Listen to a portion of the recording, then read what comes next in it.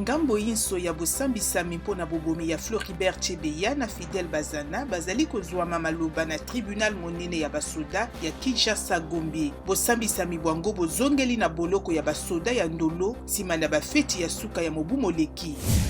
Mabota nkama misato na ntuku mibale na misato to 323 bazali kolala na libanda nsima na mpela ekasi ebetaki dimanche na commune rurale ya Salamabila na Manyema. Bayi société civile balobi mpela yango ebebisi biloko ebele kasi moto moko te azwaki likama ya liwa.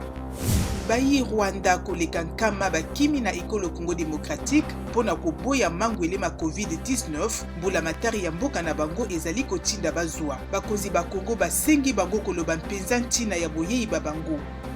Na Afrique du Sud na province ya Limpopo bato 17 to 17 baziki na minibus moko etutanaki na motuka mosusu oyo pneu epanzanaki. Bato libwa to 8 bazoki.